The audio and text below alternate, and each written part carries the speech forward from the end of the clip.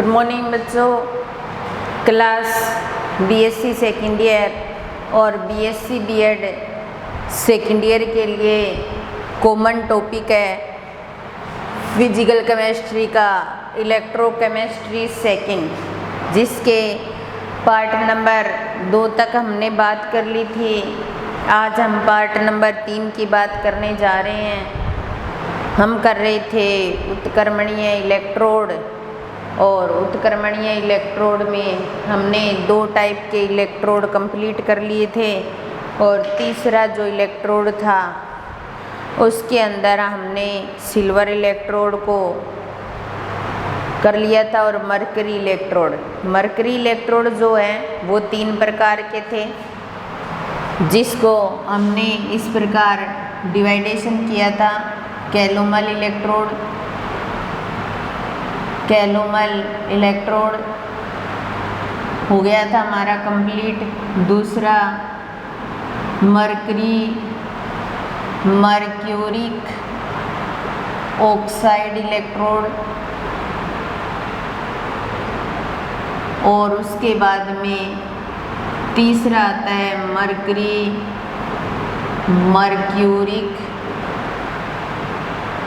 Mercuric sulphate electrode. आज हमें ये इलेक्ट्रोड करना है, जिसके अंदर हम प्लेटिनम की वायर लेते हैं, पेस्ट की जगह मर्क्यूरिक सल्फेट को लेते हैं, और KCl के सॉल्यूशन की जगह हम K2SO4 भरते हैं।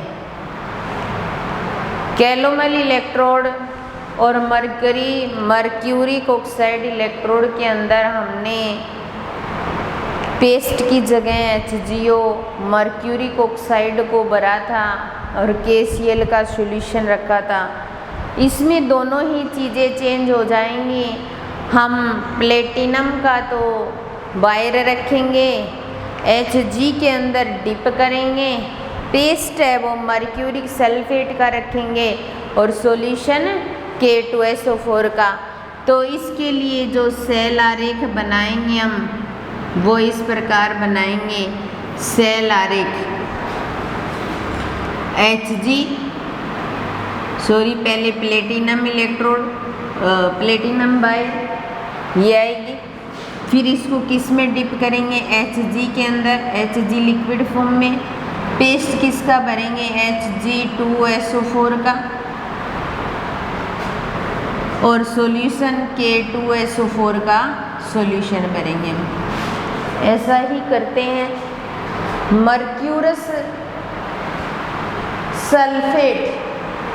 मर्क्यूरिक सल्फेट नहीं भाई, मर्क्यूरस सल्फेट लेते हैं अपने, और मर्क्यूरस सल्फेट की रिएक्शन करवाते हैं Hg2SO4। तो इसके लिए सेल रिएक्शन, यहाँ पर 2 इलेक्ट्रॉन Hg में कन्वर्ट हो जाएगा और SO4-2 में चेंज हो जाएगा। नैनसरट इक्वेशन जो बनेगी इसके लिए, वो इक्वेशन इस प्रकार होगी। E सेल बराबर E naught cell minus RTNF ln SO4-2। क्या आ जाएगा? SO4-2। तो E सेल बराबर E नोट सेल, और N का मान 2 इलेक्ट्रॉन है तो N बराबर 2 आ जाएगा। तो RTNF ln N की जगह 2 आ जाएगा, 2F SO4 की -2। इसके लिए जो नैनसरट इक्वेशन बनेगी वो ये बन जाएगी। ये था हमारा मरकरी इलेक्ट्रोड, जिसको 3 पार्ट में डिवाइड किया था हमने, ये कंप्लीट हो गए। तो हमने उत्क्रमणीय इलेक्ट्रोड के अंदर 3 इलेक्ट्रोड कंप्लीट कर लिए हैं।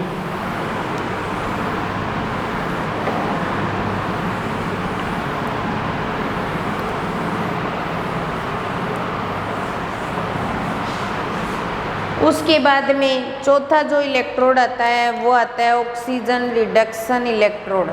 चौथा जो इलेक्ट्रोड हम काम में लेते हैं वो आता है ऑक्सीडेशन रिडक्शन इलेक्ट्रोड।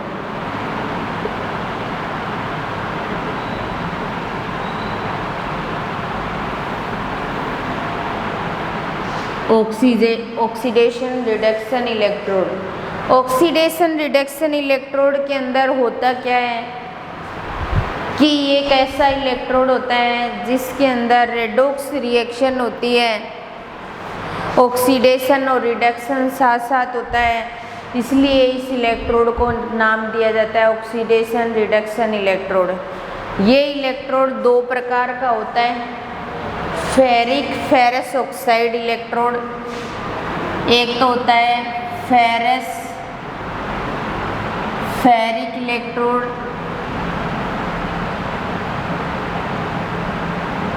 और दूसरा होता है quinone hydroquinone electrode.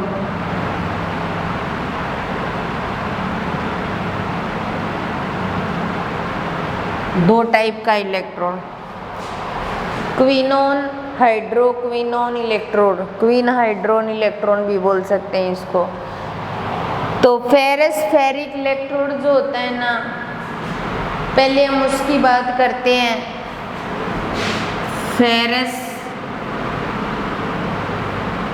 Ferric electrode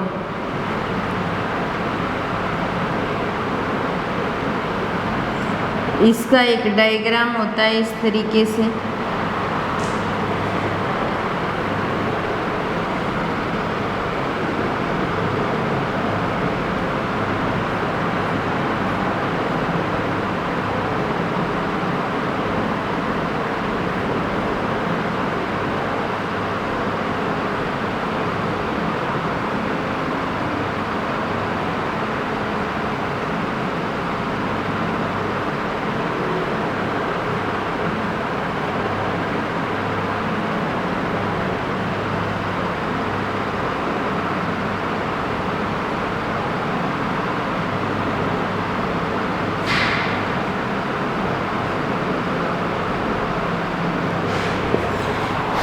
ये फेरिक इलेक्ट्रोड के लिए डायग्राम है, जिसके अंदर क्या होती है, प्लेटिनम की वायर होती है और FeCl2 और FeCl3 का सॉल्यूशन होता है इसके अंदर।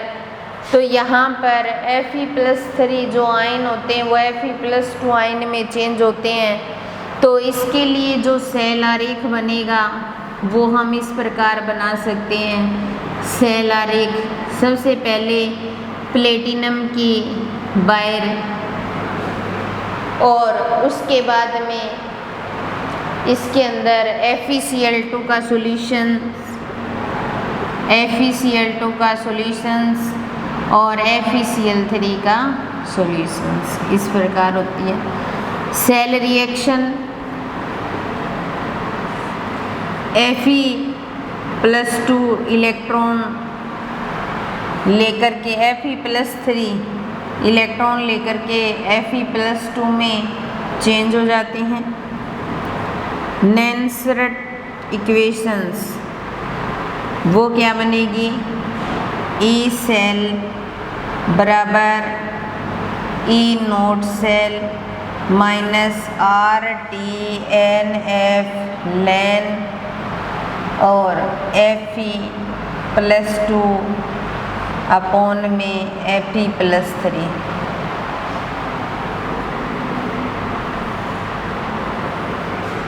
ये इक्वेशन बन जाएगी नैनसरट इक्वेशन। अब देखो यहाँ पर एक इलेक्ट्रॉन ग्रहण कर रहा है तो ये N की जगह एक आ जाएगा मान, ऐसा कर सकते हैं। ये है ferric electrode.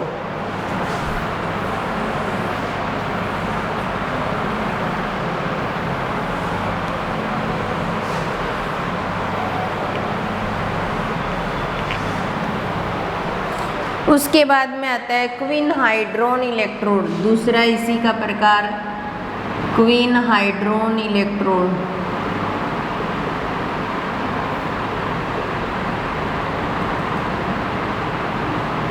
Quinhydrone electrode. इसके अंदर सबसे पहले हमारे पास ये इक्वेशन जैसे C डबल बॉन्ड O और ये, इसको नाम दिया जाएगा क्वीनोन। क्या नाम दिया जाएगा? क्वीनोन। और उसके बाद में ये 2H पॉजिटिव ग्रहण करेगा और 2 इलेक्ट्रॉन लेगा। उस कंडीशन में ये इस प्रकार OH और OH इस प्रकार चेंज हो जाएगा।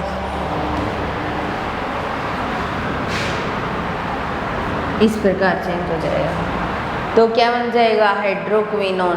क्या बन जाएगा? हाइड्रोक्विनोन, क्विनोल। ठीक है। अब देखिए सेल आरेख। सेल आरेख बनाएंगे तो क्या है इसमें? प्लेटिनम की वायर सॉलिड फॉर्म में, फिर क्विनोन,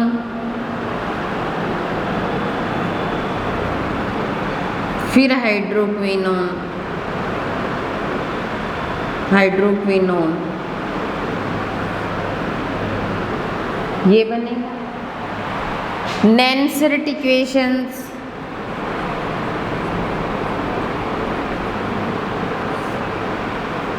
ई cell, E naught cell, RT, NF लेन। अब देखो यहाँ क्विनोन से हाइड्रोक्विनोन बना रहा है तो यहाँ तो कोई आयन नहीं है, यहाँ H पॉजिटिव आयन है। तो यहाँ पर हम क्या करेंगे? लेन 1 में H पॉजिटिव आयन की पावर 2 लगा देंगे।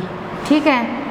तो ये आ जाएगा ई सेल बराबर ई नोट सेल और इन सभी के वैल्यूज़ रखेंगे तो 0.5916 अपॉन में N और ये लोग में चेंज हो जाएगा और 1 में H पॉजिटिव। ठीक है। तो ई सेल बराबर ई नोट सेल माइनस 0.05916 N और लोग और इस H को ऊपर लेकर जाओगे तो H पॉजिटिव तो जैसा है वैसा ही रहेगा और इसकी पावर -2 लग जाएगी। -2 पावर ऊपर आगे आ जाएगी तो ई नोट सेल माइनस 0.05916 और इस N का मान 2 इलेक्ट्रॉन 2 रख देंगे यहाँ -2 और लोग H पॉजिटिव। 2 से 2 कैंसिल हो जाएगा और इसके लिए इक्वेशन आ जाएगी ई सेल बराबर ई नोट सेल माइनस 0.05916 और इसको सीधा pH लिख सकते हैं अपन। ये आ जाएगी। इस तरीके से अपने क्विनोन या हाइड्रोक्विनोन इलेक्ट्रोड जो है उसके लिए इक्वेशन विस्थापित कर सकते हैं। नेंसर्ट इक्वेशन ये H पॉजिटिव प्रोडक्ट बट्टा में रिएक्टेंट होता है। यहाँ प्रोडक्ट बट्टा में रिएक्टेंट रखा जाता है। रिएक्टेंट के टाइम यहाँ पे 2H पॉजिटिव है तो H पॉजिटिव की पावर क्या हो जाएगी? 2 हो जाएगी। और जब नीचे वाली पावर प्लस की ऊपर लेके जाते हैं तो वो माइनस की हो जाती है। यहाँ पे हमने -2 रख दिया, पावर आ गया ये 2 से 2 कैंसिल हो जाएगा। वैसे ही मल्टीप्लाई करेंगे इसको तो ये प्लस का हो जाएगा और लोग H पॉजिटिव। फिर इसको pH की फॉर्म में लिख सकते हैं। तो इसके साथ ही हमारे जो उत्क्रमणीय इलेक्ट्रोड थे वो कंप्लीट हो चुके हैं। जितने टाइप के इलेक्ट्रोड हमने किए थे, हमने एक फ्लो चार्ट बनाया था, वो सारी कंप्लीट हो चुके हैं। उसके बाद में हम नया टॉपिक शुरू करेंगे।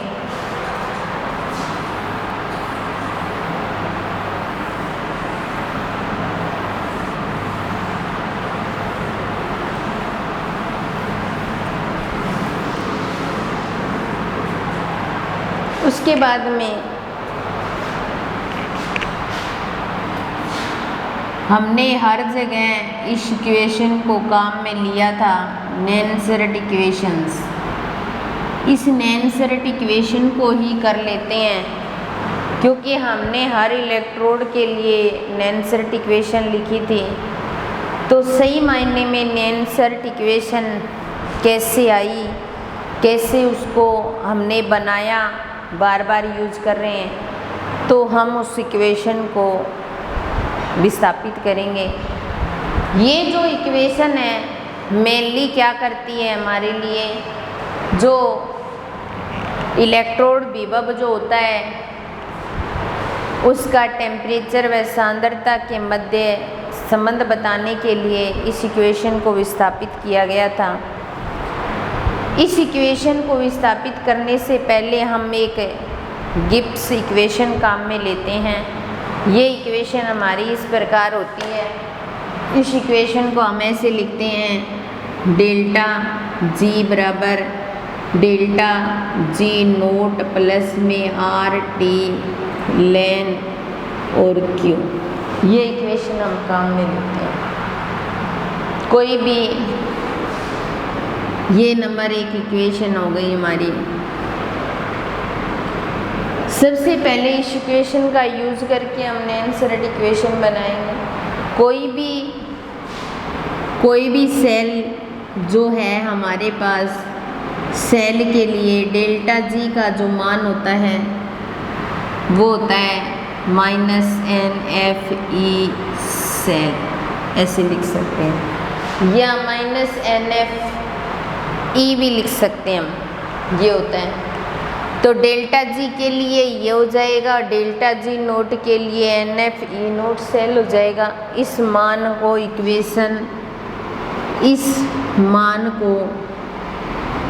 इक्वेशन 1 में रखने पर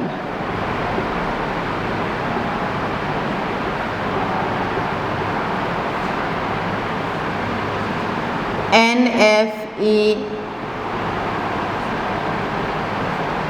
सेल यह आ जाएगा।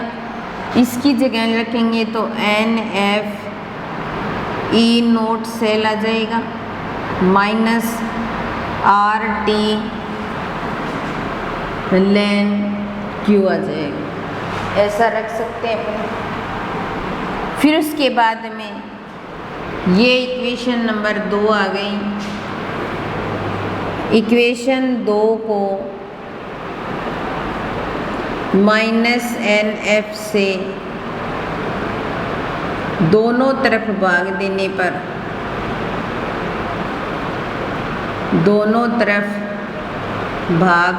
पर तो -NFE सेल बटा में -NF बराबर -NFE नोट सेल बटा में NF -RT NF प्लस था ये यहाँ पे प्लस लेन क्यू। NF से NF cancel, E cell, NF से NF cancel, E naught cell -RT NF लेन क्यू। ये इक्वेशन आ जाएगी हमारी। Q का मान कोई भी इक्वेशन के लिए हो सकता है। इससे पहले हम इसको चेंज कर लेते हैं। R का मान रखेंगे 8.314, T का मान 298 केल्विन और F का मान 96,500। ये इक्वेशन 3 में ये सारे मान रख देंगे। तो इक्वेशन 3 से ठीक है, तो E सेल बराबर E naught cell minus 8.314 into में 298 बटा में n इंटू में 96,500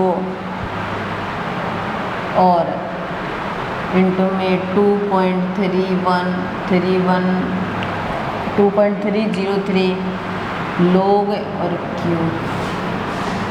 इसको हल करेंगे तो ई सेल बराबर ई नोट सेल, आप सबको मल्टीप्लाई करके देखना,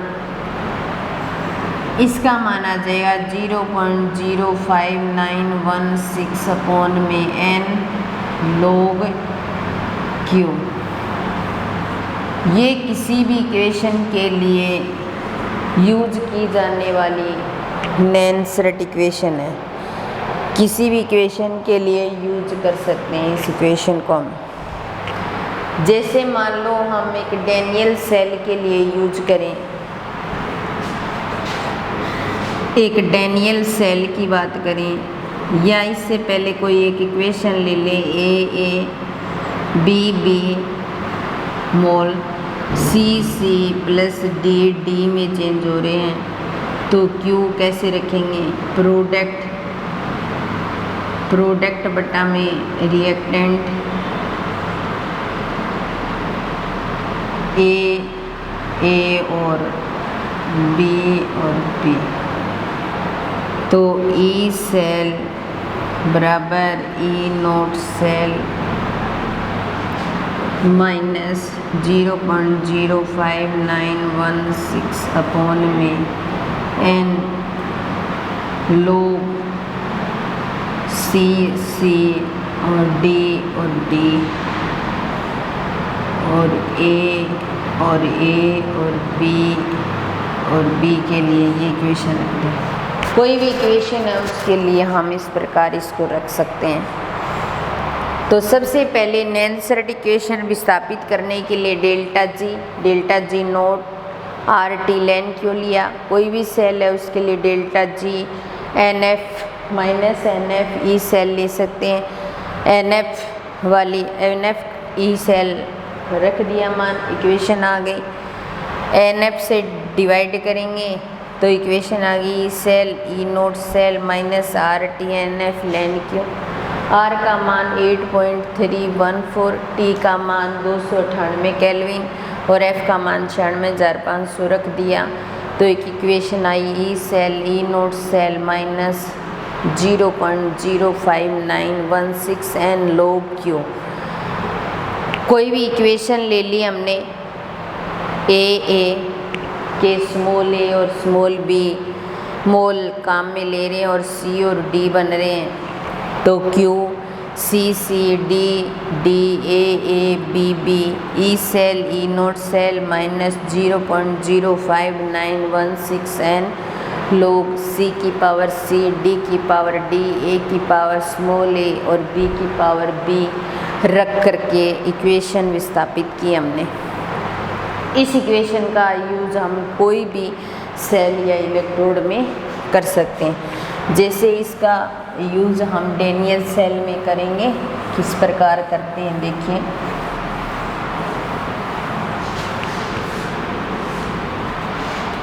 डैनियल सेल के अंदर इसका यूज किया जाए तो वहाँ पर एनोड जो बना होता है वो किसका होता है, जिंक का, और कैथोड जो होता है वो होता है कॉपर का। ठीक है, इसके लिए इक्वेशन लिखेंगे हम, तो Zn+2 एक्वस कंडीशन ZnSO4 में लवण सेतु कॉपर सल्फेट और कॉपर+2 में, इस तरीके की इक्वेशन हम काम में लेंगे। ये लेफ़्ट साइड की इक्वेशन हो गई एनोड की फॉर्म में, और ये राइट साइड की इक्वेशन हो गई कैथोड की फॉर्म में। राइट साइड की इक्वेशन होगी कैथोड की फॉर्म में और ये एनोड की फॉर्म में।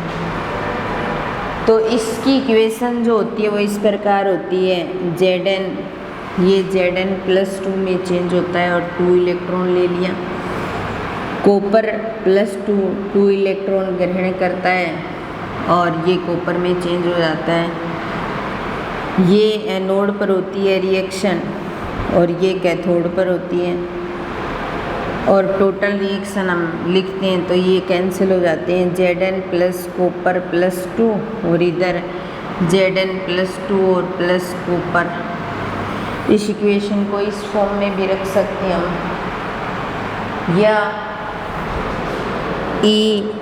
राइट साइड की इक्वेशन बनाएं हम तो इस प्रकार बना सकते हैं हम, ई cell E naught cell minus 0.05916 upon में 2, n बराबर 2 इलेक्ट्रॉन है तो 2 रख देंगे, और लेन या लोग 1 अपॉन में Cu प्लस 2 आ जाएगा, रिएक्टेंट बटा हम प्रोडक्ट है। ई लेफ्ट साइड की इक्वेशन बनाएं हम तो इस प्रकार बना सकते हैं, ई सेल बराबर ई नोट सेल माइनस 0.05916 लोग अपॉन में 2 और Zn प्लस 2 ऐसे लिख सकते हैं। इसको पलटी खोना चाहिए तो पलटी भी खुआ सकते हैं, ये कॉपर सीधा यहाँ रख दें और इसमें प्लस का निशान लगा दो तो ये इक्वेशन ऐसे भी आ सकती है। तो टोटल इसके लिए जो नेसेरेट इक्वेशन बनाएंगे हम वो इस प्रकार बना सकते हैं, जैसे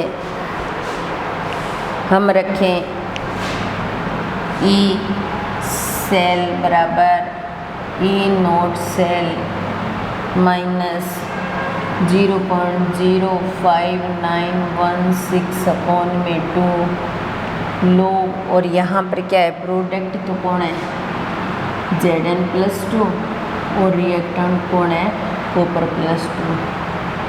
तो एक डेनियल सेल के टोटल इक्वेशन ये यूज कर सकते हैं हम, राइट साइड लेफ्ट साइड की इक्वेशन बना करके उनको ई सेल ज्ञात करते हैं, उस तरीके से ही कैथोड माइनस एनोड करके उस इक्वेशन को विस्थापित कर सकते हैं हम। उस तरीके से भी हमें यही इक्वेशन प्राप्त होनी है, उस तरीके से ही सेम यही इक्वेशन प्राप्त होती है। इसलिए हम एनोड कैथोड की अलग अलग रिएक्शन करा करके और उसकी क्या करें टोटल रिएक्शन लिख दें, और टोटल रिएक्शन लिख करके और उसके बाद में हम नेसेरेट इक्वेशन का यूज कर सकते हैं डायरेक्टली। तो डायरेक्टली यूज करेंगे तब भी हमें ई cell E naught cell minus 0.05916 लोग Zn प्लस 2 अपॉन में कॉपर प्लस 2, उसके अकॉर्डिंग भी ये इक्वेशन आएगी। तो मुख्य रूप से नेसेरेट इक्वेशन क्या करती है, इलेक्ट्रोड विभव टेम्परेचर और सांद्रता के मध्य संबंध बताने के लिए इक्वेशन दी गई थी, जिसको हमने नेसेरेट इक्वेशन से शो करते हैं। और ये नेसेरेट इक्वेशन हम प्रत्येक इलेक्ट्रोड में प्रत्येक सेल के अंदर हम काम में लेते हैं, जिसके अंदर लास्ट में इक्वेशन के अंदर लोग के बाद में प्रोडक्ट बटा में रिएक्टेंट की फॉर्म में लिखा जाता है इसको। तो प्रत्येक इलेक्ट्रोड और प्रत्येक सेल के लिए नेसेरेट इक्वेशन बना सकते हैं।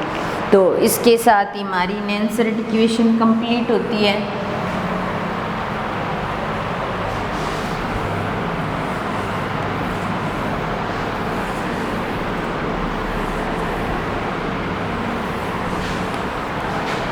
उसके बाद में हमारा नेक्स्ट टॉपिक आता है मानक हाइड्रोजन इलेक्ट्रोड।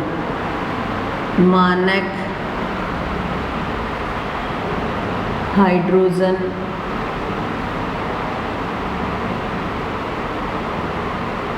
इलेक्ट्रोड